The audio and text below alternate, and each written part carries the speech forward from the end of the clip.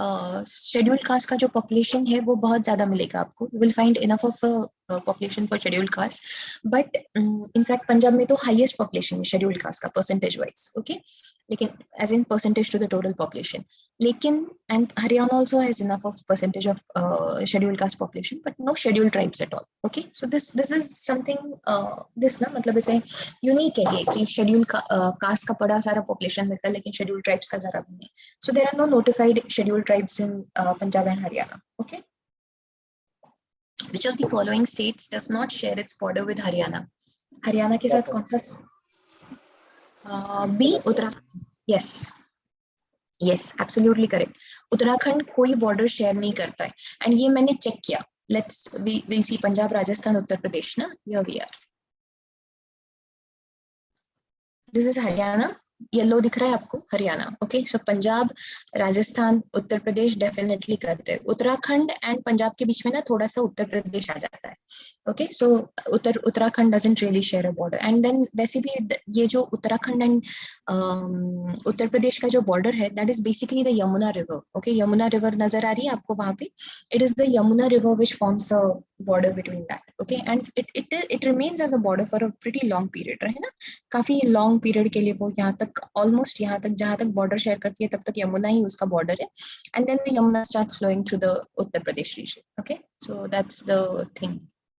Okay, so Uttarakhand, yeah, we'll go with Uttarakhand does not share a border with Haryana.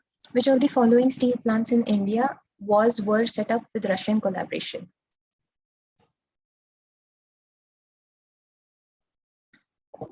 CPP, second year plan जो था ना, क्या बोले? हाँ, सही जवाब है, सही जवाब है. ओके, सेकेंड ईयर प्लान जो था ना दैट केम अप विद कि यार हमको इंडस्ट्रीज एस्टेब्लिश करनी है थोड़े से रूरल लोकेशंस में. ओके, सो दैट डेवलपमेंट भी हो वहाँ पे. And then of course you wanted to be closer to the mineral resources also. Ma'am option B. Option B is the correct answer. That's true. So we decided to go ahead and establish industries in such places. Okay, so you will have Rourkela, Bhilai, Durgapur and Bokaro. Okay, so you have to remember कि Bokaro and B दोनों B से जो शुरू होते हैं ना वो दोनों locations 1 and 3 रशियन हेल्प से है. देन उसके बाद दुर्गापुर जो था वो ब्रिटिश यूके की कोलैबोरेशन में था. एंड रूरकेला का जो प्लांट है वो जर्मनी की कोलैबोरेशन में किया था हमने. Okay, we had done that with German collaboration. चलेगा, याद रहेगा आपको ये चारों स्टील प्लांट्स याद रखिएगा. Which one of the following soils is known to be heavy, fertile and contains large amounts of organic matter? Petty soil. Petty soils, absolutely correct. One red herring here could be the forest soils because you feel कि यार organic matter forest soil में होता है, लेकिन remember कि forest soils ना बहुत ज़्यादा fertile नहीं माने जाते क्योंकि उसका runoff भी बहुत ज़्यादा होता है. Okay, and heavy तो certainly नहीं होते. It is peaty soils, थोड़ा सा marshy conditions में वगैरह available होते हैं आपको peaty soils.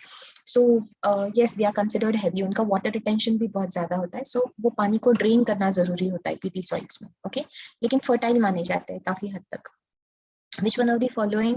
Laterite soils in fact fertile बिल्कुल नहीं माने जाते. उसके लिए बड़े सारे fertilizers apply करने पड़ते हैं laterite soils के लिए. Otherwise on most days laterite soils जो होते हैं they are used for cutting bricks. Okay, alluvial soils are great. कहीं भी alluvial soils are great. Which one of the following is not associated with the winter season in India? Westerly jet streams, rabi cropping. आप मुझे ए जवाब दे रहे क्या? Rabi cropping season, torrential precipitation in northwest India and well-defined winters in North India. आप मुझे शायद पहले वाले क्वेश्चन 13 का ए 13 का भी आपको ऑप्शन ए लग रहा है. क्यों? Westerly jet stream winter season में इंडिया में नहीं आता. फर्स्ट ऑफ मॉनसून रहता है ना वेस्टर्ली जेट स्ट्रीम. नहीं, साउथ वेस्ट मॉनसून जो आते हैं ना इंडिया में, साउथ वेस्ट मॉनसून मतलब एक्चुअल मॉनसून जिसको हम मॉनसून कहते हैं, जून टू सितंबर वाला बारिश, that is brought in by the easterly jet stream. Okay, easterly jet stream जो होता है वो लेके आता है. एंड देन इंडिया में जो नॉर्थ वेस्टर्न रीजन में, ये जो हमारा नॉर्थ वेस्ट इंडिया है ना, वहाँ पे जो बारिश आती है वो that is brought in by the from the Mediterranean sea ना. वो मेडिटेरेनियन सी से वेस्टर्न डिप्रेशंस लेके आते हैं, रिमेंबर. तो वो western depressions westerly jet stream ले आती है India. Westerly jet stream India में इंपॉर्टेंट होती है and it stage over here. Easterly jet stream withdraw करती है एंड देन उसके पीछे पीछे वेस्टर्ली जेट स्ट्रीम चली आती है इंडिया में. सो ये दोनों जेट स्ट्रीम्स इंडिया के लिए इंपॉर्टेंट है, both easterly as well as westerly jet stream. So ये जो वेस्टर्न डिप्रेशंस होते हैं ना, तो they are brought in by the westerly jet stream to India. So it is certainly associated with India in the winter season. Here is your problem. Torrential precipitation नहीं होता है north west India में. आपको 50, 75, 100 centimetre से ज्यादा बारिश नहीं मिलती है. ओके, एंड हमको इससे ज्यादा बारिश चाहिए भी नहीं, because what we require is इतनी टॉरेंशियल प्रेसिपिटेशन, मतलब बहुत ज्यादा precipitation. So you don't get torrential precipitation in north west India in the winter season. आपको अगर टॉरेंशियल रेनफॉल मिलता है तो वो साउथ ईस्ट इंडिया में मिलता है, तमिलनाडु में मिलता है. Okay, I'll show you it. India. Okay. See, ये वाला जो रीजन है ना, this region south east India, यहाँ पे वो रिट्रीटिंग मानसून की वजह से अच्छी खासी बारिश मिलती है, बिकॉज बे ऑफ बंगाल पर से ट्रैवल करेगा एंड देन यहाँ पे तमिलनाडु में बारिश देता है वो. ओके, सो यहाँ पर बहुत घनी बारिश होती है, अच्छी खासी बारिश होती है. मीनवाइल ये वाला जो रीजन है, this region in India, that gets little rainfall, थोड़ा सा रेनफॉल मिलता है उसको, नॉर्थ वेस्ट इंडिया को, इतना नीचे तक नहीं, लेकिन नॉर्थ वेस्ट इंडिया वाला जो पार्ट है ना, दैट गेट्स लिटिल रेनफॉल, लेकिन that much rainfall is enough for the rabi season. Okay, so torrential rainfall north west India में नहीं मिलता है, प्रीटी मच ये तमिलनाडु रीजन में मिलता है इन what is this winter season. And of course winters are well defined in North India. This is your answer. C is the wrong thing with winter season.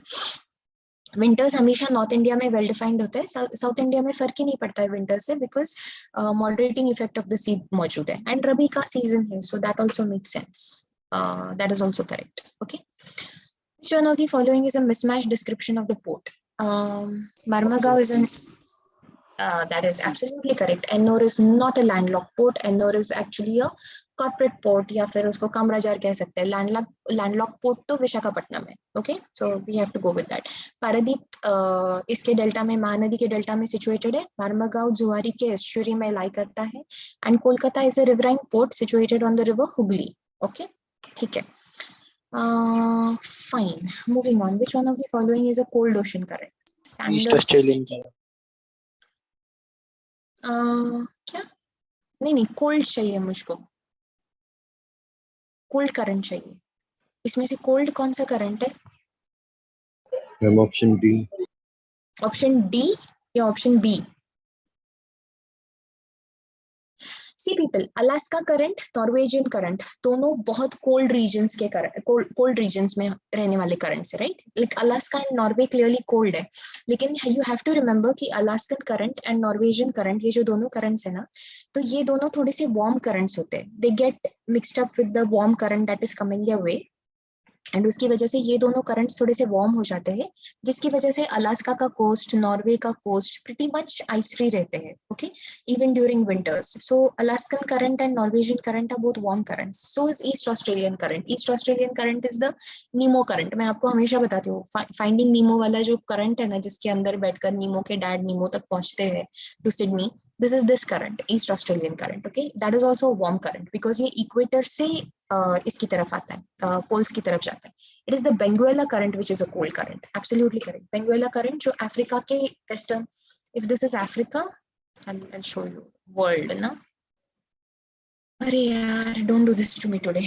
Okay, अगर ये Africa है यहाँ पे, तो बेंगुएला यहाँ से जाता है. This is the Benguela current, and then यहाँ से आने वाला कैनरी है. Okay, बेंगुएला नीचे है, ऊपर आने वाला कैनरी करंट है. कैनरी करंट की वजह से सहारा डेजर्ट मिलेगा आपको, बेंगुएला की वजह से नामिब एंड कालाहारी मिलता है.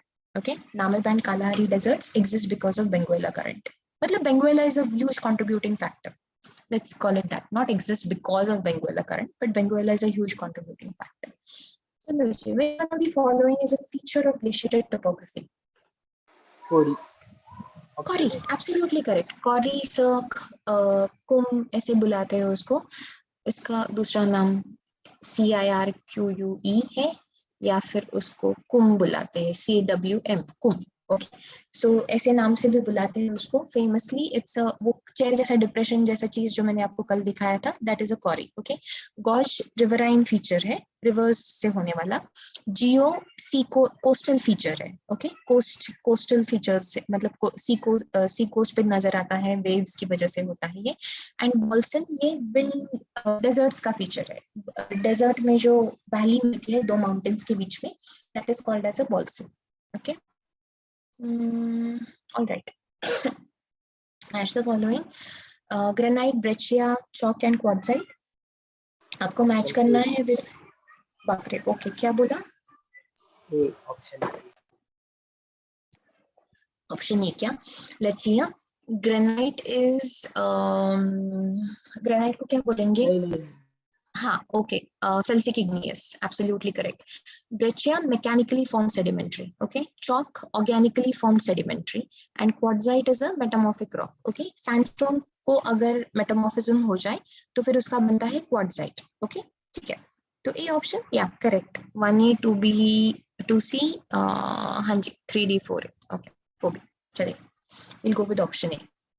All right, moving on. Which of the following statements is incorrect? Intertropical convergence zone is also called as doldrums. Westerlies are more reliable and regular than the trade winds. Polar jet stream is known to be fastest of all jet streams, and Levant is a cold wind of the Mediterranean region. Let's discuss statements. Incorrect statement chahiye, right? So doldrums convergence zone, yeah, we'll go with that. Intertropical convergence zone, जहाँ southeast and northeast trade winds आके मिल जाते हैं, is actually called as doldrums because calm air होती है वहाँ पे. Okay, despite being a convergence zone, वो जरा calm air है यहाँ पे. Westerlies are more reliable and regular than the trade winds. No, trade winds are in generally considered more reliable and regular than the westerlies. इसका बिल्कुल reverse है ये, जो like बिल्कुल reverse होगा इसका. Trade winds are considered more reliable and regular than the westerlies. And westerlies को भी consider करना है. अगर सिर्फ westerlies को consider करना है तो westerlies are more reliable in the southern hemisphere than in the northern hemisphere. Okay, trade winds भी generally southern hemisphere में ज्यादा strong होते हैं as opposed to the northern hemisphere. अच्छे से चलते हैं. The reason being कि नॉर्दर्न हेमिस्फीयर में बहुत ज्यादा लैंड है, सदर्न हेमिस्फीयर में अबंडेंस ऑफ ओशन है, तो विंड अपने हिसाब से चलता है. नॉर्दर्न हेमिस्फीयर में सब उल्टा पुल्टा हो जाता है because of all those pressure differences जो अबंडेंस ऑफ लैंड की वजह से होते हैं. Okay, polar jet stream is known to be the yes, इसका स्पीड कुछ 400 किलोमीटर पर आवर वगैरह होता है, definitely fastest. The reason is jet streams तब फास्ट होते हैं जब जेट स्ट्रीम्स क्यों पैदा होते हैं, बिकॉज वो जो कन्वेक्टिव सेल्स है ना सारे, ओके, वो कन्वेक्टिव सेल्स होते हैं ना, ये इक्वेटर, ये 30 डिग्रीज का लाइन, ये 60 डिग्रीज का है ना, ऐसा वाला. तो पोलर जेट स्ट्रीम कहाँ ओरिजिनेट करता है? इस पॉइंट पे. ओके, ये वाला जो जेट स्ट्रीम वाला पॉइंट है ना, वहां पे ओरिजिनेट करता है वो. द रीजन बीइंग बिकॉज ये यहाँ पे ना व्हाट हैपेंस इज कि यहाँ पर आपको दो कॉन्ट्रास्टिंग एयर मासेस मिक्स हो जाते हैं and that is what gives rise to the jet streams. Okay, you just have to remember this छोटा सा थ्योरी कि कॉन्ट्रास्टिंग एयर मासेस आएंगे तो पोलर, यहाँ से बहुत ठंडी हवा आती है एंड यहाँ से उतनी ठंडी हवा नहीं आती है, जो दोनों मिक्स हो जाती है and that's what gives rise to the polar jet streams. तो यहाँ पर आपको कॉन्ट्रास्ट एक्सट्रीम दिखेगा पोलर रीजन में and that is why polar jet streams are known to be fastest. Okay, they are the strongest ones because gradient ज्यादा है, pressure gradient ज़्यादा होता है. Levant is a wind of the cold wind of the Mediterranean region. Absolutely true. Levant another नाम है of the cold winds of the Mediterranean region. Multiple नाम होते हैं उसके, उसमें का एक नाम है. Okay, ठीक है. Question number 19, statement 1: tropical cyclones originate over the sea, travel towards the land, and anticyclones blow in clockwise direction in the northern hemisphere. Yeah, very correct. Those statements absolutely correct. Yes, Anuj. Both statements are absolutely correct. Okay. Tropical cyclones definitely originate over the sea and travel towards the land. Anticyclones जो होते हैं, they blow in the clockwise direction in the northern hemisphere. Cyclones जो होते हैं वो anti-clockwise blow करते हैं in the northern hemisphere, and anticyclones जो होते हैं वो clockwise blow करते हैं in the northern hemisphere. Okay. आप सिर्फ एक नॉर्दर्न हेमिस्फीयर याद रखिएगा एंड उसका उल्टा जो है लॉ वो सदर्न को अप्लाई कीजिएगा. Okay, just remember it this way. Which one of the following is a major tectonic plate? Major tectonic plate कौन सा है इसमें का? Ma'am option D. D, very correct. African plate जो है, very correct, very correct. African plate is suppose to be नहीं, African plate is the major tectonic plate. Okay, Nazca, Caribbean, Arabian, ये सारे छोटे छोटे प्लेट्स हो गए, माइनर प्लेट्स हो गए। Okay, and that finishes of this. Okay, begin with NDA का पेपर, सॉरी पॉलिटी का पेपर, जो क्वेश्चंस है, बिकॉज आपको 5 या 7 से ज्यादा तो कभी पूछे नहीं जाते, लेकिन let's go ahead and see this. Which of the following principles is not a feature of the Indian polity? Federalism, parliamentary form of government, equality in representation among states and the union legislature, and judicial review. इसमें से कौन सा Indian polity में feature नहीं करता है?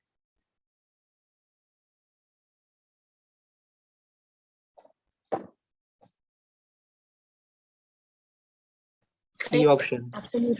Absolutely correct, Sheena. And that answer is correct. आपने भी जिन्होंने कहा वो भी सही है. Equality in representation in among states नहीं होता है. हमारे यहाँ पे स्टेट्स को पॉपुलेशन के हिसाब से रिप्रेजेंटेशन मिलता है. लाइक जितना ज्यादा पॉपुलेशन होगा उसके प्रोपोर्शन में सीट्स मिलते हैं. Okay, so clearly it is not कि सारे स्टेट से इक्वल अमाउंट या सेम नंबर के कैंडिडेट्स जाएंगे रिप्रेजेंटेटिव्स बनके, ऐसा नहीं होता. Okay, so there is no equality in representation. Federalism का प्रिंसिपल हम डेफिनेटली इंडियन पॉलिटी का पार्ट है, because clearly we divide the executive and legislative powers among the union and the states. Okay, parliamentary form of government है. हाँ, prime minister holds the is the real executive, whereas the president जो होते हैं वो सिर्फ हमारे nominal head है. Okay, and judicial review का फीचर है हमारे कॉन्स्टिट्यूशन में, बिल्कुल है. जुडिशियल सुप्रीमेसी नहीं है, पार्लियामेंट्री सुप्रीमेसी नहीं है, लेकिन जुडिशियल रिव्यू है. Which one of the following schedules and their descriptions is correctly matched? इसमें से कौन से second schedule? हाँ, that is true. Second schedule is correctly क्या? नहीं. No ma'am. Emoluments of salaries है ना. नहीं. हाँ, D. Sorry. I'm reading that wrong. You gave the correct answer. Yes, 7th schedule is correctly matched. Legislative list. Second schedule कौन सा होता है? Emoluments का, right? Second schedule discusses that. है ना? Years of old PM ना, या emoluments discuss करता है वो. फिर 10th schedule of course anti defection के लिए है. मतलब अगर defect, how do you disqualify on the basis of defection? Okay, salaries है second. Yes, correct. And 6th schedule जो होता है वो obviously इसके बारे में बात करता है. ऐसे administration in areas of Assam, Tripura, हाँ, ATM squared, Mizoram and Meghalaya. Tripura, Meghalaya. हाँ, except Manipur, Assam, Tripura, Mizoram and Meghalaya. Okay, तो I remembered it as ATM squared. तो उनका 6th schedule है. 5th schedule इन चारों को छोड़ के बाकी सबका special management है. Okay, tribal areas and stuff and all में. Allocation of seats in Rajya Sabha किसका है? 4th schedule. Absolutely correct. Official languages? 8th schedule. Absolutely correct. See, अच्छे schedules आते हैं आपको. I am confident for tomorrow. Okay, which of the following states is correct? Statement, sorry. The Niti Aayog is an extra constitutional and non-statutory body. Election commissioner may be removed from office in the same manner as a judge of the Supreme Court. Election petitions for the president and vice president are initially filed in the High Court of Delhi. Article 19 is available only to the citizens of India and cannot be suspended even during the national emergency. शुरू करते हैं. ये वाला statement बिल्कुल सही है. NITI Aayog is an extra constitutional and a non statutory body. Statute मतलब parliament का कोई लॉ होगा और उस लॉ के बेसिस पे अगर जो भी बॉडी एस्टैब्लिश की जाए तो फिर उसको स्टैट्यूटरी बॉडी कहते हैं. ओके, तो पार्लियामेंट ने या कॉन्स्टिट्यूशन में कहीं ऐसा कोई लॉ नहीं लिखा है. It is just a executive resolution. मतलब कैबिनेट ने रेजोल्यूशन पास किया और इसलिए नीति आयोग एग्जिस्ट करता है. Okay, so this is not something जो हमारे पार्लियामेंट के थ्रू पास हुआ होगा. So it is a non statutory body. Does not make it any less legal और valid, simply non statutory. Okay, extra constitutional because हमारे constitution में इसका कोई मेंशन नहीं है. So it is extra constitutional. Okay, constitution के बाहर का है. So, Niti Aayog is extra constitutional and non-statutory. Election commissioner, chief election commissioner को निकालने का तरीका बिल्कुल वही है जो जज ऑफ सुप्रीम कोर्ट का होता है, चीफ इलेक्शन कमिश्नर. ओके, लेकिन हमारे इलेक्शन कमीशन में एक चीफ इलेक्शन कमिश्नर होते हैं एंड 2 इलेक्शन कमिश्नर्स होते हैं. Okay, you also have 2 election commissioners. तो इन दोनों को सीईसी के रिकमेंडेशन पे निकाला जा सकता है. And this manner is very vague. कोई डिक्लेयर नहीं करता है कि उनको निकालना क्यों है, किस बेसिस पे, and so on so forth. Okay, as long as the chief election commissioner recommends कि हाँ इनको निकाल सकते हैं, तो फिर इनको निकाला जाता है. ओके, प्रेसिडेंट का डिसीजन है of course, but that's how it works. So you chief election commissioner को निकालना है तो सेम प्रोसेस जो आप जज ऑफ सुप्रीम कोर्ट को या कैट को या किसी जज ऑफ हाई कोर्ट को अप्लाई करेंगे, तो सेम प्रोसेस. ओके, लेकिन if it is just an election commissioner out of these two, ये दो ऐसे इलेक्शन कमिश्नर में से कोई होगा, तो फिर उनको सिंपली निकाला जा सकता है as long as the chief election commissioner recommends. Okay, beginning with election petitions for president and vice president are always filed in the Supreme Court of India. Okay, Supreme Court में file किए जाते हैं, वही आपका पहला और आखिरी दरवाजा है जो खटखटाया जा सकता है. Okay, there is no other way of doing this. कहीं हाई कोर्ट में वगैरह नहीं जा सकती, सिर्फ सुप्रीम कोर्ट में जाते हैं. फेमस है ये. आर्टिकल 19 सिर्फ इंडियन सिटीजन्स को अवेलेबल है. यहाँ तक स्टेटमेंट बिल्कुल सही था, only for citizens of India, but it is suspended. It is the first thing that happens to you when national emergency is declared. कि आर्टिकल 19 सस्पेंड हो जाता है. 20 एंड 21 कभी सस्पेंड नहीं होते. 20 एंड 21 हमेशा मिलते हैं. Okay, because that is right to liberty and life and protection of life and liberty and protection against offenses. Okay, protection against conviction for offenses. Okay, तो ये दोनों अरेस्ट के खिलाफ प्रोटेक्ट करता है आपको. तो ये दोनों लॉज कभी सस्पेंड नहीं होते, लेकिन आर्टिकल 19 इमीडिएटली सस्पेंड हो जाता है बिकॉज फ्रीडम के नाम पे आप नेशन की सिक्योरिटी को नहीं एंडेंजर कर सकते. That's the idea. Which one of the following writs is issued against a public authority commanding it to perform its legal duty? Option B. Option B, absolutely correct. Mandamus. Mandamus कहता है, mandamus court बताता है किसी public authority को यार आपका जो भी लीगल काम है ना उसको परफॉर्म करो, do your legal duty. Okay, command दी जाती है. That's mandamus. हेबियस कॉर्पस, अगर कोई इंसान जेल्ड होगा, is under arrest, is in police detention, and उनके डिटेंशन के लिए कोई रीजन प्रोवाइड नहीं किया होगा, कोई like there is no like declare नहीं किया कि उनको क्यों अरेस्ट किया है, तो उनको इमिडिएटली 24 आवर्स में तो हेबियस कॉर्पस का रिट लगता है. और हेबियस कॉर्पस का रिट मिलने पे within 24 hours that person has to be submitted before, like उनको पेश करना पड़ता है before magistrate. Okay, judicial magistrate के सामने पेश करना पड़ता है. Prohibition is you stop that activity. Okay, and certiorari is you are saying कि यार ये जरा आप अपनी हद से ज्यादा बढ़कर काम कर रहे हो. Okay, that is what it is. Which of the following is considered justiciable? And prohibition and certiorari judicial इसके लिए लगता है, sorry, judicial bodies के लिए होता है. Okay, which one of the following is considered just? Yes, absolutely correct. Fundamental rights is considered justiciable. Absolutely right answer. इन चारों में से सिर्फ fundamental rights justiciable है. Preamble, directive principles of state policy and fundamental duties, इसमें से कुछ भी justiciable नहीं होता है. सब कॉन्स्टिट्यूशनल है, एवरीथिंग इज गुड, लेकिन जस्टिसाइबल नहीं. You can not pick that up, go to a court of law and say इसके ऊपर केस बेस करो. That can not be the only reason on which you base a case. Okay, can not be decided in the court of law basically. Who among the following is immune from criminal prosecution while in office? While this person is in office, while that person is serving in these positions, तो इसमें से कौन से इंसान है, एक या अनेक, जिनको आप criminally prosecute नहीं कर सकते while that person is in office? All of the above. All of the above? नहीं, हमारे जो हेड्स होते हैं ना, नॉमिनल हेड्स जो होते हैं, प्रेसिडेंट, उनको नहीं कर सकते एंड गवर्नर को नहीं कर सकते. इन दोनों को नहीं करते हम, बस बाकी सबको कर सकते. एनीबडी, एवरीबडी, हर किसी को क्रिमिनली प्रोसिक्यूट कर सकते हैं, इन दोनों को नहीं, क्योंकि इनके साथ हमारी शान जुड़ी हुई है. तो इनको पहले इम्पीच करो, मतलब प्रेसिडेंट को इम्पीच करो अगर आपको इतना ही लाइक इच्छा है उनको क्रिमिनली प्रोसिक्यूट करने की, तो पहले इम्पीच करना पड़ता है. Because clearly if that guy is violating the constitution, like if he needs criminal prosecution, if the president of India needs criminal prosecution, he cannot stay in office, right? So remove him from office first, do the needful, and then unko criminally prosecute karo. So ये सारी चीजें करनी है. Okay, ऐसा नहीं कि इनको he is unpunished or anything, बस उनको prosecute नहीं किया जा सकता है while that person is in office. It's against the dignity of the office. Okay, match the following article, अच्छा ये आर्टिकल से और उनके डिस्क्रिप्शन से, चलो जी बताए।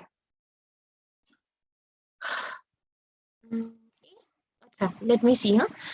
51 is promotion of international peace. ये अब तक directive principle है. Okay. 61 is about the impeachment of the president. Absolutely correct. After that, then you begin. एक minute, Swaraj, I'll come back to your question. Sorry, I just answered for the president and not for the governor. Article 356 जो होता है, that is failure of constitutional machinery. That is very correct. And Article 368 is for amendment of the constitution. So I should go B, D, A, C. B, D, A, C. Okay, this is it. A. Very correct. Okay. Swaraj का question था कि अगर criminal activity governor ने की हो, कोई criminal crime perform किया हो, तो उनको यस इमीडिएटली प्रेसिडेंट निकाल सकते हैं, उसके लिए तो कुछ करने की जरूरत नहीं। वो मतलब यू प्रेसिडेंट के लिए कैसे प्रॉपर इम्पीचमेंट वगैरह करना पड़ता है, गवर्नर को सिंपली बोल सकते हैं कल से जॉब पे आने की जरूरत नहीं। It is that easy. Okay, yes, the governor can be removed by president because he serves during the pleasure of the president. That is the description of the job. Serve during the pleasure of the president. Description like tenure of the job. Okay. The Council of Ministers is collectively responsible to the. Interesting. किसके लिए responsible? Collectively किसको responsible? As a whole group. C. Very correct. Absolutely correct. Lok Sabha. Okay. They are not. Rajya Sabha and Lok Sabha मिलके parliament होता है. So Council of Ministers is not collectively responsible to the Rajya Sabha because Rajya Sabha is not made up of directly elected people, right? Directly elected representatives नहीं होते ना, वो indirectly elected होते हैं. So Council of Ministers is only responsible, being a democracy and a popular government. The Council of Ministers is only responsible to the popular house, which is the Lok Sabha. Popular house मतलब जो people का representation है. Okay. So that is the Lok Sabha, okay, and individually responsible to the president. अगर हर एक minister को पकड़े और पूछे ये इंडिविजुअली किसको जवाब दे है, तो वो प्रेसिडेंट को जवाब दे है. Okay, all right. Prime minister तो उनके लीडर है एंड पार्लियामेंट का वो हिस्सा होने चाहिए सारे ministers. Which one of the following Indian presidents died in office? D option. Absolutely correct. D जो थे Mr. Fakhruddin Ali Ahmed, वो he died in office and he was the second president to die in office. Can you name the first president to die in office? Zakir Hussain. Dr. Zakir Hussain. Absolutely correct. Dr. Zakir Hussain was the first president to die in office and Mr. Fakhruddin Ali Ahmed was the second president to die in office. Okay. So after Dr. Zakir Hussain had died, Mr. V.V. Giri served for a while and then resigned, and since Dr. Zakir Hussain died and Mr. V.V. Giri resigned, so we did not have a president and a vice president. So the Chief Justice of India at that time, who was Mr. Mohammad Hidayatullah, he served as the acting president. Okay, so that is the only instance जब कोई Chief Justice of India ने acting president करके serve किया होगा. Otherwise जब president नहीं रहते हैं या किसी वजह से you don't have somebody to act as the president, so vice president acts as the acting president. Okay, vice president becomes the acting president. So this was the only time in India जब chief justice served as the acting president. ठीक है, fine. Hussain Ara Khatun v State of Bihar was a PIL concerning. ये मैं आपको ऐसे ही बता देती हूँ. Plight of under trials. This particular PIL is considered to be the first PIL in India, like famously considered to be the first ever case of PIL in India.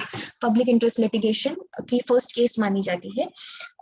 The whole case was about कि case इसलिए important है because अपने यहाँ पे under trials बहुत सालों तक रहे. अंडर ट्रायल समझते हैं ना आपको कि पीपल जिनको अरेस्ट कर रखा है कि यार इनके खिलाफ चार्जेस लगाए गए हैं, लेकिन कोर्ट में केसेस इतनी चलती जाती है तारीख पे तारीख. सो इतनी ज्यादा कोर्ट केसेस होती है अपने यहाँ पे इतना, एंड काम सचमुच इतना होता है सारे कोर्ट्स में कि ये जो अंडर ट्रायल्स है उनको, फॉर एग्जांपल किसी को चोरी के लिए पकड़ा गया, ओके, कुछ तो साइकिल वाइकल चोरी की, कितने दिनों की सजा सुनाएंगे, कुछ महीने की, 2-4 महीने की, लेकिन that person has been in jail for the last 5 years. ऐसे केसेस हो जाते हैं कि मतलब जो उनका क्राइम था जिसके लिए उनको अक्यूज किया गया है उसके लिए अगर वो क्राइम प्रूव हो जाए तो जितनी पनिशमेंट होती थी उससे कई ज्यादा टाइम के लिए they are in jail because their cases have not been decided. So ये बहुत बड़ा केस हुआ था एट दैट टाइम फेमसली तो and उसके बाद after this judgment, the Supreme Court had even the High Court, I don't remember, Supreme Court था, the Supreme Court had even ordered some release of 40,000 under trials or something. 40,000 लोगों को छोड़ दिया था कि यार बहुत हो गया, whether or not they are responsible for the crime, they have served enough time. Okay, so that was the thing about it. Alimony after divorce का case is Shah Bano case, famously at that time. That was, but we are not talking of that. Environmental pollution due to Kanpur tanneries, मुझे इस case का नाम याद नहीं है, because ये answer मैंने बहुत जल्दी पहले बना दिया था. There is a case that is related to Kanpur tanneries, कि यार pollution हो रहा है and that sort of thing. And this is Vishakha, protection of women's dignity at workplace is Vishakha. Okay, and Shah Bano was not a PIL, by the way. Okay, good. Then we are done. Abhi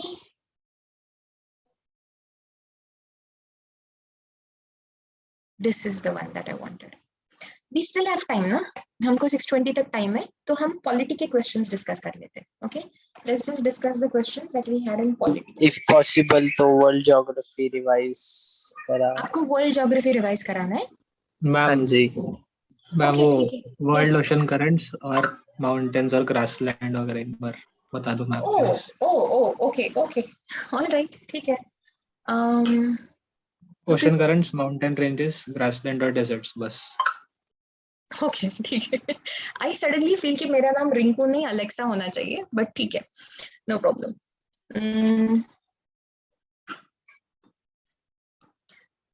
Let's see. आपको ocean current से शुरू करते हैं. That is a certain thing. Give me one moment.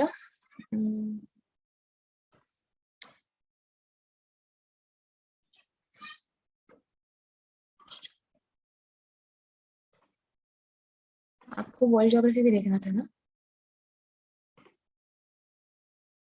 और secondly ocean currents चाहिए था, सो oceanography. Ma'am concept रहने दो अभी. एमसीक्यू से कंसेप्ट पढ़ाओ थोड़ा थोड़ा, क्योंकि अब कुछ आवर्स बचे एग्जाम के लिए. I'm sorry, what do you mean MCQ से? But MCQs फिर specific होने चाहिए ना उसके लिए, तो उससे better है कि you go through this एक बार. वही तो चीज है जो MCQs में आपको नजर आएगी. That is the whole point ना, नहीं क्या? No ma'am, okay then, no problem, go ahead. मैं सोच रहा था कि अभी थ्योरी पढ़ा के कितना भी मतलब ज्यादा से ज्यादा कवर नहीं होगी ना, उससे अच्छे एमसीक्यू लोगी तो ऑप्शन से थोड़ा थोड़ा बताऊंगी तो ज्यादा नॉलेज मिल जाता, ऐसा बोल रहा था. अच्छा, okay, what Arman and Akash are saying is probably कि बहुत specific topics के बारे में बात कर रहे हैं, जो topics अक्सर बार बार repeat होते हैं, like they are certainly asked in exam, so इसीलिए I thought कि it makes sense कि वो topic को एक बार revise कर लेते हैं, because वो certainly पूछे जाते हैं ना. So here we are. Okay. Okay ma'am, no problem then. Okay, ठीक है. So we are studying ocean currents. Remember, warm ocean currents हमेशा equator से poles की तरफ जाते हैं, because warm है ना, and cold ocean currents हमेशा poles से equator की तरफ आते हैं. Okay, so the red ones are the warm ones and the blue ones are the cold ocean currents. Okay, ये Pacific के ocean currents है. This is हमेशा एक north equatorial and south equatorial current west की तरफ जाते हैं, they move towards the west direction. Okay, and उसके बीचों बीच एक काउंटर इक्वेटोरियल करंट ईस्ट की तरफ जाता है. Okay, उन दोनों को बैलेंस करने के लिए there is a counter equatorial current. तीनों करंट्स वार्म है. अब ये नॉर्थ इक्वेटोरियल करंट जाता है and it gets ये this we are in the Pacific Ocean ना, so ये जाता है and यहाँ पे कुरुशो करंट बनके ऊपर घूम जाता है. The reason why this current turns right is because of the Coriolis force, okay, and Ferrell's law. So इसकी वजह से ये राइट टर्न कर जाता है, because straight कोई भी free moving object होगा तो वो right को turn करेगा. Okay, and also shape of the place and everything. Okay, तो ये जापान की तरफ से जाएगा ऊपर warm current. Okay, कुरुशो करंट बनके ऊपर चला जाएगा. Meanwhile ये ऊपर की तरफ से polar region से ओखोत्स current from the sea of Okhotsk, and ये कमचटका पेनिनसुला की तरफ से ओयाशु या कमचटका current नीचे आता है. Okay, and then ये दोनों cold currents है. ये दोनों मीनवाइल ये जो कुरुशो करंट है वही ऊपर नॉर्थ पैसिफिक करंट बनके आगे चलने लगता है. थोड़ा थोड़ा सा कोल्ड वाटर का मिक्सिंग हो जाएगा यहाँ पे because of the Oyashio and Okhotsk currents, लेकिन फिर भी इवन एट दैट पॉइंट ये रहा अलास्का करंट. ओके, ये थोड़ा सा वार्म करंट ही होगा and this will keep the coasts of the Alaskan region pretty warm. Okay मतलब कम से कम आइस फ्री तो रखता है उसको। तो ये पोर्ट यूजेबल होते हैं, यहाँ के पोर्ट्स pretty यूजेबल होते हैं despite being at high latitudes. Even in winters the ports remain ice free because ये गरम गरम पानी मिलता है इसको यहाँ पे। ओके एक वार्म वाटर्स मिलते हैं। मीनवाइल ये ओयाशियोका एंड ओयाशियोका मिक्सिंग हो रहा है नॉर्थ पैसिफिक के साथ, जिसकी वजह से जब ये करंट अभी टर्न करेगा और अपने राइट को, तो ये थोड़ा सा ठंडा हो जाएगा। ओके ठंडा करंट बनके ये कैलिफोर्निया के कोस्ट से नीचे पास करता है towards the equator and that is called as the Californian current. Please remember most of the cold currents flow on the left side of the continents के वेस्टर्न साइड पे, लेफ्ट साइड पे नहीं, western side पे flow करते हैं continents के। Okay left side नहीं, western side पे फ्लो करते हैं कॉन्टिनेंट्स के। Okay so this is the cool Californian current. Look at this south Pacific ocean, ये साउथ इक्वेटोरियल करंट है, जो ये नीमो वाला करंट ईस्ट ऑस्ट्रेलियन करंट बनके गर्म करंट बनके नीचे आता है। This is the west wind drift. ये दिस इज अ सर्कमपोलर करंट, पूरे सर्कल आई मीन ग्लोब के अराउंड ये करंट गोल गोल गोल गोल चक्कर काटता है सदर्न रीजन में। ओके साउथ सदर्न हेमिस्फीयर में पोल के पास वाला करंट है ये waste wind drift. Okay please remember extremely ठंडा करंट है, बहुत स्ट्रॉन्ग करंट माना जाता है, in fact one of the strongest currents ever and in the ocean and clearly extremely cold. Okay तो ये ईस्ट ऑस्ट्रेलियन करंट नीचे आ जाता है and the south Pacific current it becomes hello south Pacific current warm है, इन्होंने cold दिखाया है लेकिन south Pacific current is clearly warm. South Pacific current cold नहीं होता है इतना। Okay this is clearly warm, ये वार्म करंट है south Pacific current. Okay and ये इस तरह से वार्म बनकर फिर ये this then turns around and becomes the cold Peruvian current और द हम्बोल्ट करंट। ओके इसको पेरुवियन या हम्बोल्ट करंट बुलाते हैं। Fine good this is specific. अभी अटलांटिक की तरफ आते हैं। अटलांटिक में देख वही सारा चक्कर है, द नॉर्थ इक्वेटोरियल करंट नीचे से जाता है, जहां पर वो घूमेगा कैरिबियंस में से जब जाएगा तो it is famously called as the Antilles current. What now? Okay. Pacific sorry Caribbean sea की तरफ से जब जाएगा तो it is famously called as the Antilles current. Okay फिर जब ये फ्लोरिडा गल्फ ऑफ फ्लोरिडा की तरफ से जाएगा तो it is called as the Florida current. Okay ऊपर जाके कंटिन्यू करेगा as the Gulf Stream, famously called as the Gulf Stream. And then जैसे ही अमेरिका का कोस्ट छोड़ देगा तो फिर ये अमेरिका का कोस्ट छूट गया राइट, यहाँ पे इस पॉइंट पे ये न्यूफाउंडलैंड के बाजू में अमेरिका का कोस्ट छूट गया ना, तो फिर उसके बाद ये नॉर्थ अटलांटिक ड्रिफ्ट बन के आगे चला जाता है। ओके मीनवाइल ये वार्म गल्फ स्ट्रीम और ऊपर का ये जो लैब्राडोर करंट है, ठंडा वाला लैब्राडोर करंट जो ऊपर से आता है, एंड ईस्ट ग्रीनलैंड करंट, इन दोनों का मिक्सिंग हो जाता है यहाँ पे न्यूफाउंडलैंड के पास and you have famous fishing banks over here. Okay grand banks जिसको हम कहते हैं। तो ये नॉर्थ अटलांटिक ड्रिफ्ट जो है this will continue to warm these coast, north sea वगैरह का जो एरिया है ना उसको वार्म करने की कोशिश करता है। वंस अगेन पोर्ट्स को विंटर में आइस फ्री रखता है। ओके एंड यही थोड़ा सा वार्म करंट बनके ये ऊपर नॉर्वेजियन करंट बनके ऊपर चला जाता है। ये नॉर्वे वगैरह this is proper like this is close to the poles now, लेकिन फिर भी उसको वार्म रखता है। मीनवाइल ये थोड़ा सा ये मिक्सिंग हो जाएगा and north Atlantic drift finally ठंडा हो जाएगा यहाँ से एंड जब ये टर्न करेगा तो कूल कैनरीज करंट बनके नीचे आ जाता है। ओके बीच में अटलांटिक नॉर्थ अटलांटिक के बीच में कुछ अंदर बीचों बीच कोई मूवमेंट नहीं होता है, जिसकी वजह से ऐसा यू नो वीड्स वगैरह का ग्रोथ हो जाता है, हवा एकदम शांत हो जाती है, कोई करंट्स नहीं है, हवा वाटर पानी भी मूव नहीं करता है। That area famously gets called as the Sargasso sea. South Atlantic के करंट्स देखते हैं। साउथ अटलांटिक में this is west wind drift is very strong over here because you know clearly बहुत ज्यादा ओशन है, लैंड की कमी है and so on so forth. तो ये साउथ इक्वेटोरियल करंट ब्राजील के शोल्डर पे टकराता है, Brazilian current warm Brazilian current बन के नीचे आ जाता है। This is the Falkland current which is considered a very cold current, काफी कोल्ड माना जाता है बिकॉज ये वेस्ट विंड ड्रिफ्ट के साथ है। So Falkland current is a cold current. This brings icebergs to the south American coast which is also one reason. अभी हमने वो सारे स्ट्रेट देखे ना, remember all those straits that we had seen, Magellan Strait and Beagle Channel and all that sort of thing, Drake Passage, ये इसलिए use नहीं किया करते थे बिकॉज यहाँ पे वो आइसबर्ग्स मिलते थे। डोंट वांट टाइटैनिक का reputation right, so this that was not recommended. ऐसे बहुत मुश्किल समझा जाता था वो सारे स्ट्रेट्स को। Okay so the Falkland current is something you need to be scared of. And then नीचे ब्राजीलियन करंट होता है। फिर ये दोनों यहाँ पे बहुत early on south Atlantic current ठंडा हो जाता है, it does not wait up to the Benguela current.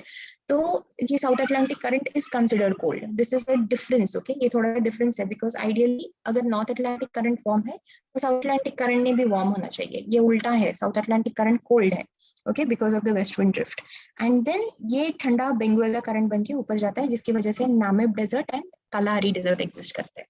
Okay, we come to the Indian Ocean में this is the ये साउथ वेस्ट मानसून ड्रिफ्ट जो है इसका उल्टा नॉर्थ ईस्ट मानसून ड्रिफ्ट होगा. ओके, ये जो डायरेक्शन में जा रहा है उसके बिल्कुल उल्टे डायरेक्शन में फ्लो करेगा जैसे सीजन चेंज हो जाता है. ये इकलौता ऐसा ओशन है.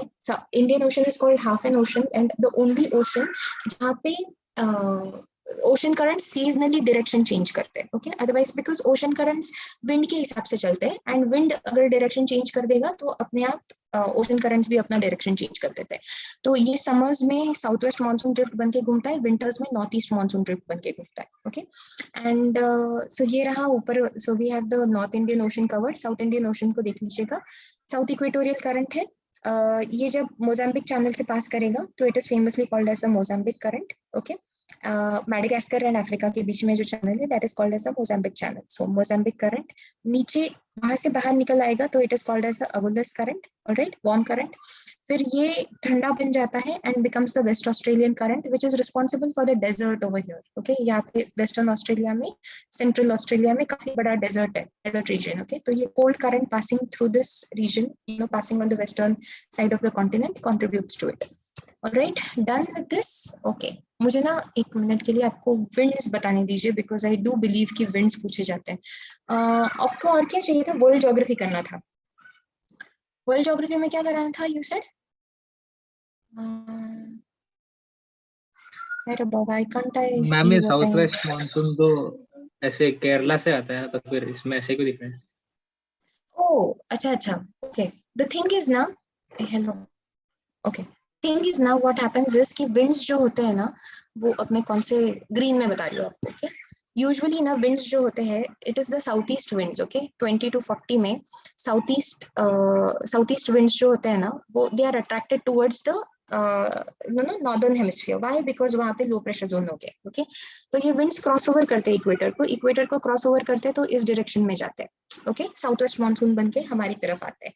Now the thing is motion क्या है विंड्स का? ऐसा वाला. ओके, तो वो विंड्स पानी को भी इस डायरेक्शन में पुश करते हैं. लेकिन लैंड का शेप देख लीजिए कैसे, किस तरह का पेनिनसुलर इंडिया है एंड देन आसपास का लैंड भी देख लीजिए. इसलिए and ocean waters circular direction में मूव करते हैं, कंटिन्यूअसली राइट को शिफ्ट होते रहते हैं. विंड्स की तरह ओशन का पानी भी कंटिन्यूअसली राइट को शिफ्ट होते रहता है. ओके, इसलिए उनका फाइनल मोशन जो है वो कुछ इस तरह का दिखाई देता है because of the shape of the land. Also पानी उस तरह से मूव करेगा. Okay, all right, one moment. Climatology. Okay, clear. All right, I'm good with that. एक बार इसको भी देख लीजिएगा, करंट्स को, क्लाउड्स को भी देख लीजिएगा. पीपल एक बार I know you know the clouds, लेकिन check them out once. Geostrophic wind याद है ना, जिसमें ये दोनों Coriolis force and pressure gradient force balanced है, फ्रिक्शनल फोर्स को कंसिडर नहीं करते उसमें. ओके, इसलिए it has to be away from the this surface. ये सारे प्लैनेटरी विंड्स वगैरह याद रहेंगे. Planetary winds are trade winds, westerlies, polar easterlies. ये प्लैनेटरी विंड्स होते हैं जो कॉन्स्टेंटली फ्लो, प्रिवेलिंग विंड्स, पक्का फ्लो करते हैं ऐसे वाले. Okay, those are called. And then you remember these also ना, ITCZ किसको कहते हैं? डोल ड्रम्स. 30 डिग्रीज के यहाँ पे नॉर्थ एंड साउथ में जो सब ट्रॉपिकल हाइज होते हैं उसको फेमसली हॉट लैटिट्यूड्स कहते हैं. ओके, दीज विंड्स यार, एक सीजनल विंड्स को ठीक से देख लीजिएगा. You will remember this. Okay, ये वाला जो सेक्शन है, यू हैव वार्म विंड्स को पहले कंसिडर करते हैं. चिनूक, फोन या फेन जिसको कहते हैं, दोनों सिमिलर टाइप के विंड्स है. चिनूक जो रॉकीज में यहाँ पे है, this in this region, and foehn जो आपको यहाँ पे एल्प्स में मिलता है. ओके, ये वाला विंड की बात कर रहे हैं. ये दोनों विंड्स ड्राई विंड्स है, डाउन स्लोप आते हैं एंड जैसे ही नीचे आते हैं कंप्रेस होके टेम्परेचर्स बढ़ा देते हैं. तो original conditions, original climatic conditions थोड़े स्नोइंग होते हैं. जब ये विंड्स फ्लो करते हैं तो अपने आप टेम्परेचर्स राइज करते हैं and they make the atmosphere pleasant. Okay, climate थोड़ा सा, आई मीन वेदर थोड़ा सा प्लेजेंट हो जाता है इन विंड्स के आने की वजह से. So it is considered good. Okay, famously नॉटे, कैलिफोर्निया, ये यहाँ पे ब्लो करने वाला कोल्ड विंड एक नॉटे है. पैम्पेरोस फेमस कोल्ड विंड है अर्जेंटीना में, पैम्पस रीजन में ब्लो करता है. पैम्पस से याद आया. ओके, लेट्स सी, पैम्पास जो है, मैं आपको यहीं पे ग्रासलैंड्स बता रही हूँ, पैम्पास जो है and downs over here, okay, downs and pampas, okay, these are winds from the these are these are grasslands, temperate grasslands है ये, okay, जैसे ऊपर नॉर्थ अमेरिका में प्रेरीज होते हैं एंड इसमें स्टेपीज होते हैं, ओके, ये वाला जो रीजन है ना, यहाँ पे स्टेपीज होते हैं, ओके, रशिया में जो स्टेपीज होते हैं वो वाले, एंड ये प्रेरीज है, पैम्पास एंड डाउन्स, ओके, ये फेमस ग्रासलैंड्स है इन टेम्परेट रीजन्स माने सब ट्रॉपिकल एरियाज में 30, 35, 40 डिग्रीज के ऊपर, 40 डिग्रीज नॉर्थ एंड साउथ है ना, उसके बियॉन्ड जो लाई करेंगे those will be the temperate grasslands, okay, fine. And अगर if you are looking for proper these grasslands, tropical grasslands, तो then you have the llanos, यहाँ पर आपको यानोस मिलते हैं, campos of Brazil, this is campos of Brazil, this is llanos, LLALNOS, okay, llanos, double L को य करके pronounce करते हैं स्पेनिश में, don't ask me why, so llanos, campos and एक मिनट, सवाना, यहाँ पर ये वाला जो रीजन है वो savanna region in Africa, and और क्या और का ग्रासलैंड है यार, ये फेमस है फिर, then these are tropical grasslands, okay. Asia में ऐसे कोई फेमसली ग्रासलैंड वाला रीजन नहीं है फिर, ओके। हंगेरियन इसमें एक ये मिलता है आपको, हंगेरियन ग्रासलैंड्स, लेकिन वो भी टेम्परेट होंगे, हंगेरियन ग्रासलैंड्स जो होते हैं ना, those are also considered pretty temperate, give me one this,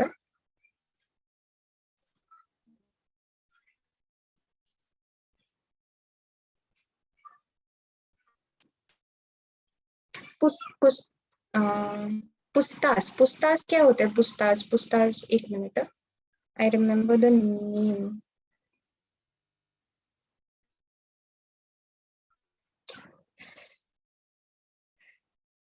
हाँ, pusztas, correct, pusztas is the name, very correct, pusztas is the name, वो भी टेम्परेट होंगे, लेकिन यहाँ पर इस रीजन में ना आपको PUZEAZ नाम का एक ग्रासलैंड मिलेगा, that is the thing that we are looking for, okay. चलो, गुड, दिस शुड डू। अरे साउथ अफ्रीका में वेल्स, यहाँ पे तभी मैं सोचूं why am I missing this, यहाँ पर आपको वेल्स मिलते हैं, okay,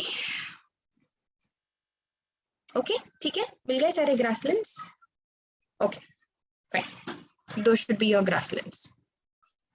what else did you, no wait, मुझे यहाँ के विंड्स कवर करने दीजिए वापस एक बार। ये जो मेडिटेरेनियन रीजन है ना, इसके आजू बाजू में ना आपको विंड्स मिलते हैं, okay, so you are responsible for two types of winds, एक थोड़े से वार्म एंड दूसरे थोड़े से कोल्ड विंड्स, ओके। सो ये जो वार्म विंड्स है ना, इनको देख लेते हैं, लेविच दिखाई दे रहा है आपको, सिरोको, सिरोको के नाम से फेमस है, लेविच, चिली, गिबली, खमसिन, घरबी, ये अलग अलग नाम है उसके, okay, these are different names for the same sort of wind जो सहारा रीजन से मेडिटेरेनियन को क्रॉस करके आगे जाने की कोशिश कर रहा है, okay, that is the thing. तो ये सिरोको विंड जो है, that usually breaks blood rains in Italy, ये क्रॉसओवर करता है, सारा सहारा का सैंड कवर कंटेन करता है, मेडिटेरेनियन को क्रॉसओवर करके इटली में जाके बारिश देगा तो वो सैंड के साथ गिरता है एंड रेड कलर का रेनफॉल होता है, इसलिए it to give blood rains, okay, over there. And यहाँ पर ये कोल्ड विंड्स होते हैं, लेवांट, मिस्ट्रल, ट्रमोंटा, बोरा, ग्रिगेल, ये सर्दी के मौसम में चलने वाले कोल्ड विंड्स होते हैं in the Mediterranean reason.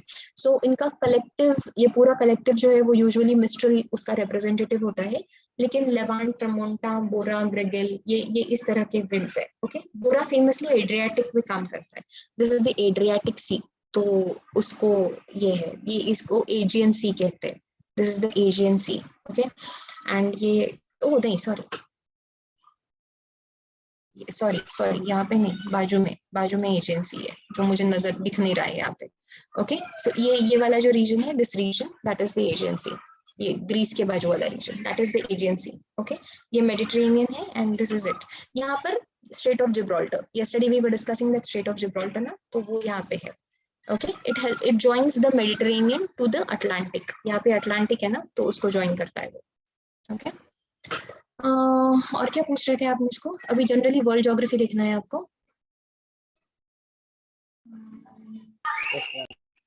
Okay okay, anything special in world geography? मैंने वर्ल्ड ज्योग्राफी के ऊपर क्वेश्चंस नहीं बनाए थे क्या? I guess not. मैंने उसको किसी और के साथ ये किया था। एनीवेज कोई बात नहीं। I feel okay. हरमटान हरमटान मत शायद कीजिएगा, मोस्टली कॉल्ड एज डॉक्टर। शायद क्या? यूक्रेन के ज्योग्राफी पे ही पूछेंगे क्वेश्चन शायद, और उधर के रीजन पे और यूक्रेन ज्योग्राफी। की ज्योग्राफी पे ना, यूक्रेन की ज्योग्राफी पे, यूक्रेन का क्या है यार वहाँ पे? एक minute, I go to the black European sea side और ऑफ कुछ थिंग्स। क्या? नहीं। Black Sea, black of sea. Bengal. हाँ, आप उसके आजू बाजू के एक बार कंट्रीज देख लीजिएगा। This is not the map then. मैं यूरोप का मैप ले लेती हूँ स्पेशली बिकॉज ये वाला मैप नहीं चलेगा। Political, give me political. Good.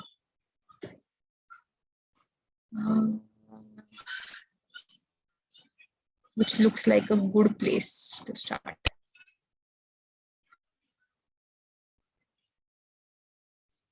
Yeah. Why can't I simply open it normally? अच्छा, ये पूरा नहीं खुलेगा क्या? It's going to be weird. Okay.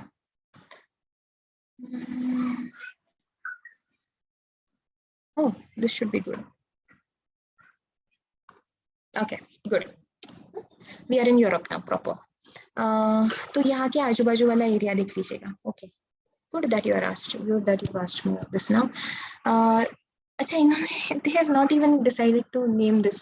मैं ना पूरा नाम नहीं लिख रही हूँ. This is Adriatic. AD ना Adriatic है. ये वाला जो सी है इसको एजियन सी बुलाते हैं. ओके, AGAN, एजियन सी.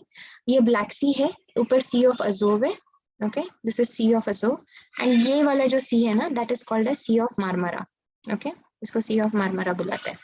ऑलराइट, इनके आसपास के जितने भी ओके, ये Sea of Azov and Black सी में से पास करने के लिए जो जगह है, can you see, this is Ukraine, this is Russia. Okay, तो इन दोनों के बीच में अपार्ट फ्रॉम द फैक्ट कि ये सब कुछ एग्जिस्ट करता है, ये पूरा बॉर्डर एग्जिस्ट करता है, ये एक और जगह पे सेपरेटेड है, Ukraine and Russia. And that is this, ये जो एक छोटा सा स्ट्रेट है ना, that strait is called as the strait of Kerch. KERCH. Okay, it is famously called as the strait of Kerch. तो फिर ये सी ऑफ अजोव में से बाहर आई है and through the Strait of Kerch and come to the Black Sea. Okay, Black Sea से दो important straits है यहाँ पे जो आपको Sea of Marmara के अंदर लेके जाते हैं और Sea of Marmara से एजेंसी में लेके जाते हैं. Okay, can you see this? हाँ, ये वाला जो स्ट्रेट है, इसको मैं क्या, कौन से इसमें मार्क करूँ यार? रेड में मार्क कर रही हूँ मैं. Okay, this particular strait is called as the Bosphorus strait. Okay, उसको बॉस्फोरस स्ट्रेट बुलाते हैं.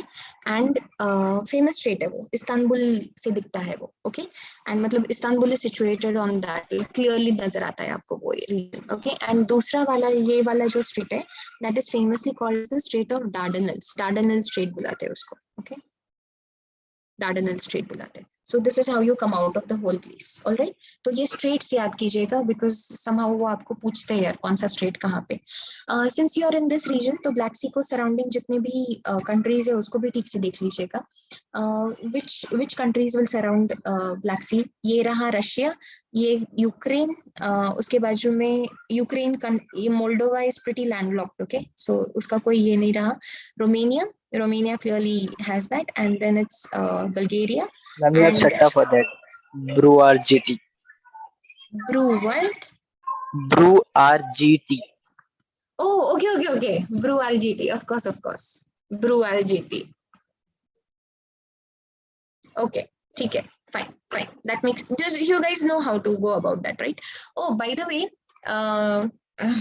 this is a political factor, not necessarily a Russia का thing, but you should know कि ये रशिया से बाकी बनी जो मतलब you know रशिया जब सट्टा एक्सप्लेन करो मैम.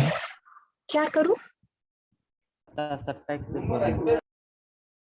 अच्छा, सट्टा इज ब्रू RGT, मतलब B is Bulgaria, R is Russia, U is Ukraine. एक minute, sorry, RU is Russia, B is Bulgaria, U is नहीं यार क्या how do you go about that सट्टा? Then Bulgaria, Romania, R for Romania, U for Ukraine, R for Russia, G Oh, for Georgia Georgia, and this. Okay, okay, got it. ठीक है. Turkey, Russia, Romania, Greece of course, and then you have Greece नहीं. Georgia. Georgia, sorry, Ukraine and Bulgaria. Okay, that should be it. Okay. यार black सी में जाने वाली rivers देख लीजिए. Since we are talking about Ukraine, तो Kyiv is famously located on the Dnieper, and ये हाँ नीपर पे लोकेटेड है. ये नीस्टर दिख रही है ना आपको, ये वाली रिवर नीपर जो हैप्पीली यहाँ पे जाती है, ब्लैक सी के अंदर जाती है. So that's one. Don is also, Don का एक ट्रिब्यूटरी है ये. Okay, so this is also an important, Donets करके एक ट्रिब्यूटरी है डॉन का.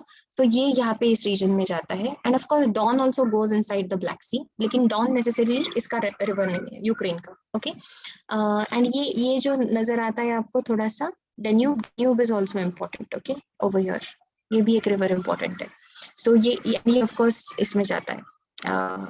like you know that also goes into the Black Sea. Okay, और क्या बताना चाहिए आपको इस रीजन में? हाँ, I was about to tell you कि रशिया जो है फेमसली उसके जितने भी कंट्रीज लाइक यू नो जो भी डिसइंटीग्रेशन हुआ था, तो रशिया ने इन सबका मिलाकर एक कॉमनवेल्थ ऑफ इंडिपेंडेंट स्टेट्स करके एक ऑर्गेनाइजेशन बनाया था. Okay, so other than Estonia, Latvia and Lithuania, बाकी सबने ज्वाइन कर दिया था. ओके, ये एस्टोनिया, लाटविया, लिथुआनिया दिखते हैं ऊपर आपको यहाँ पे इस रीजन में. एस्टोनिया, लाटविया, लिथुआनिया, इन तीनों को छोड़कर एवरीबडी हैड जॉइंड. ओके, फिर सबसे पहले जॉर्जिया ने छोड़ दिया बिकॉज जॉर्जिया का एंड रशिया का झगड़ा हो गया. ओके, एंड देन उसके बाद अभी रिसेंटली 2 साल पहले Ukraine also gave up its membership in that particular organisation. Okay, because वो क्राइमियन पेनिनसुला का प्रॉब्लम हो गया था. सो यूक्रेन का ये जो पेनिनसुला है, this peninsula, that is famously called as the Crimean peninsula. Okay, तो it's famous for oil and everything. Russia wants it back. Okay, अभी यूक्रेन का फिजिकल ज्योग्राफी, क्या आपको यूक्रेन का फिजिकल ज्योग्राफी चाहिए था?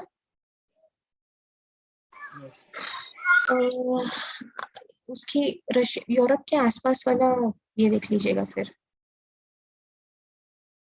यार वो सारे यूक्रेन हैज वो कौन सा फेमस ये है उनका nuclear power station, right? That power station, that is the largest power nuclear power station in entire Europe. Chernobyl भी है. Sorry, Chernobyl. हाँ, लेकिन चेरनोबिल तो like that is no Chernobyl is not the largest one. The one that it was recently captured, that was the largest one. And that Chernobyl is captured. Then Chernobyl ये भी captured किया था ना. I don't think Chernobyl is the largest nuclear power station because it was clearly mentioned कि इसका production capacity ज़्यादा है. It is definitely check the fact then, because मैंने अच्छे से पढ़ा था कि उसका production capacity ज़्यादा है apart from that second one, the one that I can't pronounce because I don't know, वो कुछ अलग से pronounce करते हैं उसको. It has multiple ZH inside it.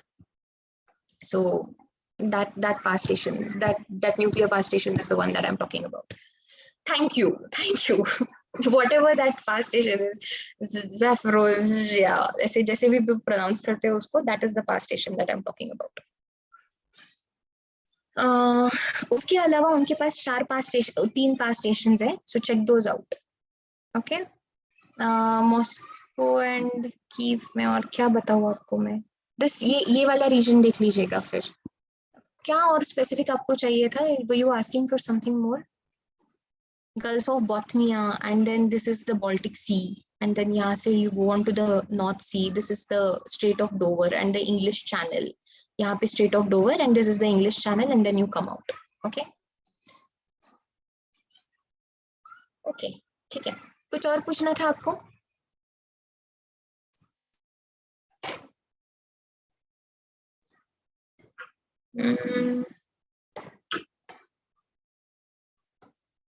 मैं एक बार आपको इंडियन रिवर्स करा दूं, इफ दैट इज ओके। यार एक बार डांस वांस करके जाइएगा, if you are going to do that. Yes ma'am. Okay.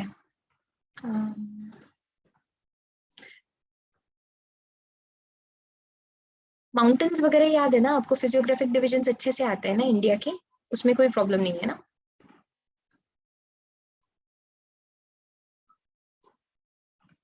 I am sorry, what? Dance करके जाएगी? I don't understand what that means.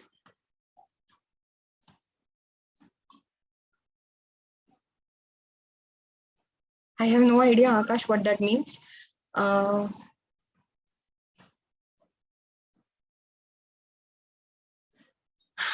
Jhelum, Indus को देख लीजिएगा पीपल, इंडस एंड सतलज ऐसे दो ही रिवर्स है। अच्छा, oh, sorry, okay. Oh, no, you heard that, right? I didn't say dance. Did I say dance? I hope not.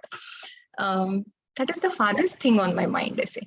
Anyways, dams Navy, where I was saying कि dams को revise कर लीजिए एक बार। I can't revise all the dams, लेकिन rivers को एक बार ठीक से देख लीजिएगा।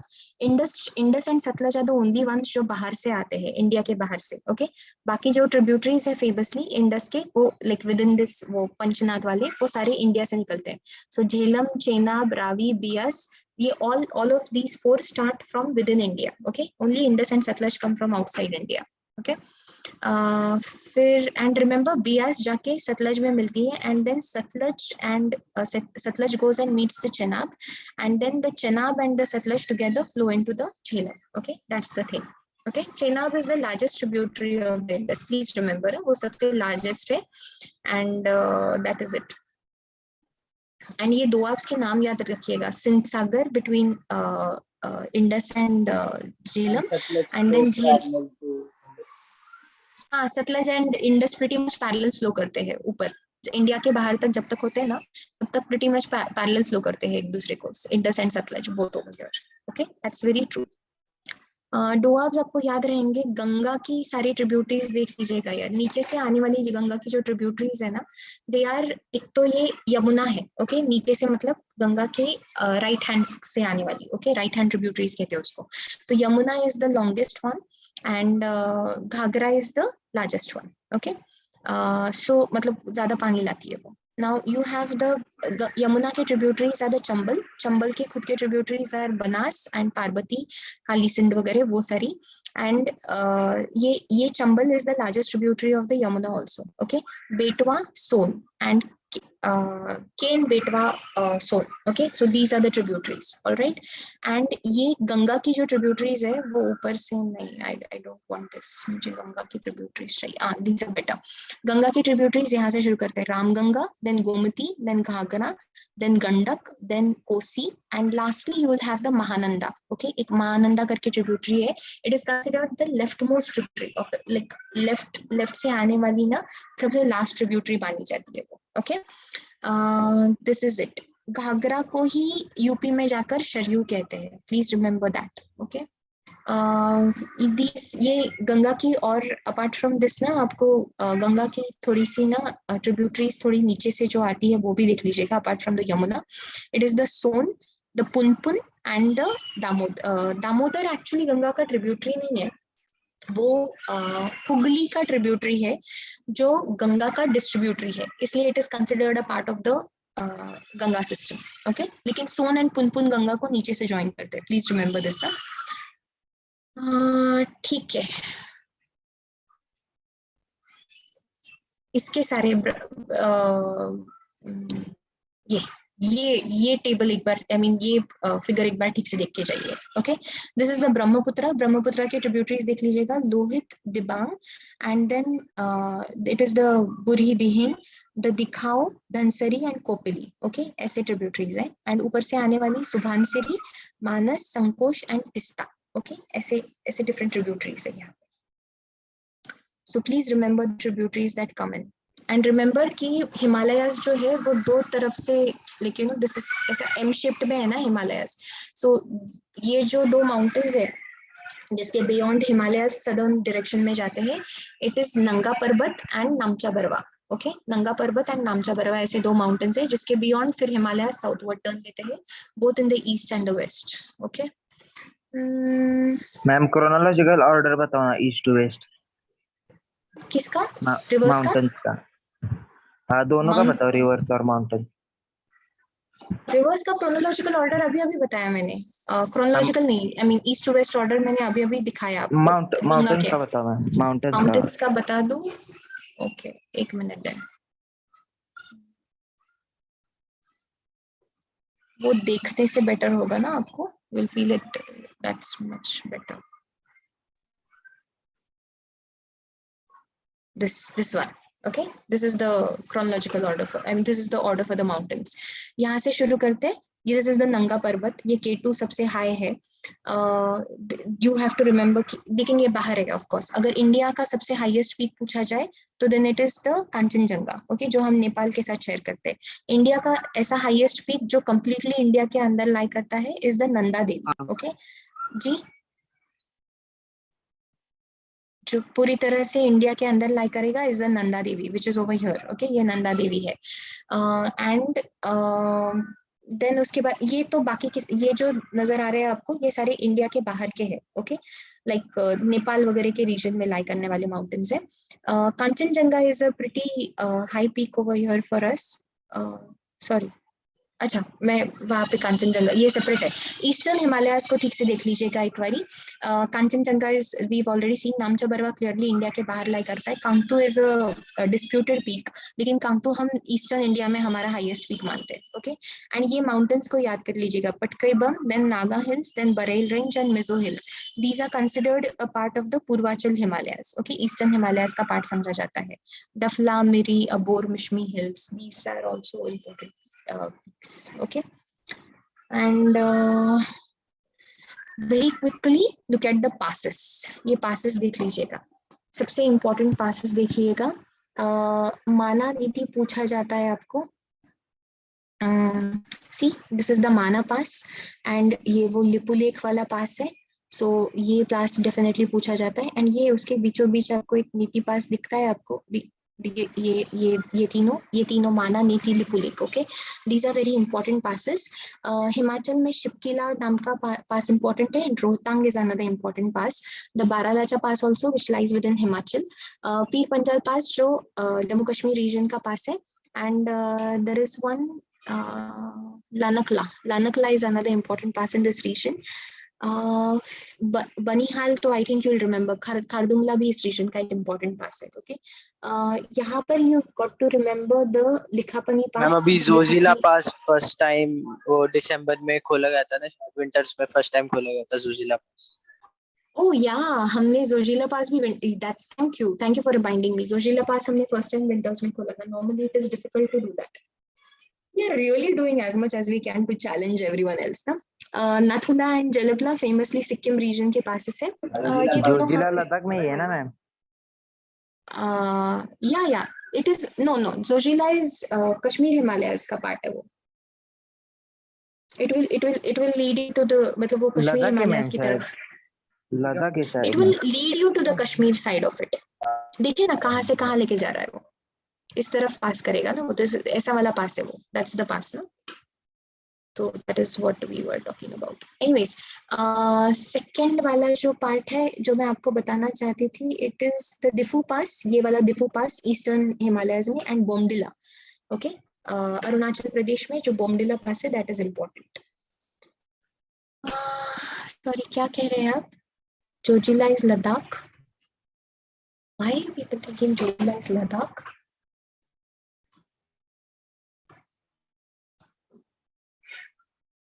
क्योंकि क्लियरली कनेक्शन है between Kashmir and this, but let me see if why you guys think that वे।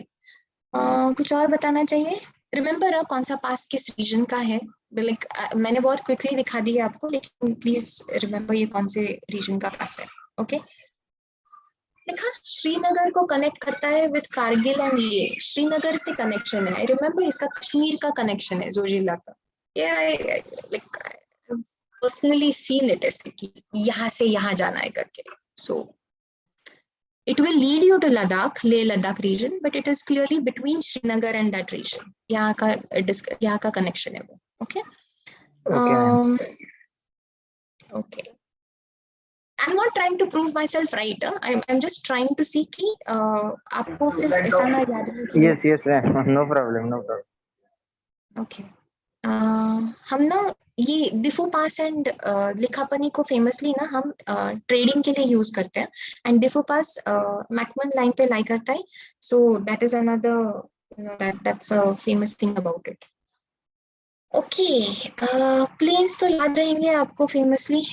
यार इंडिया का physical map and political map एक बार अच्छे से देख कर चाहिए. Please do that.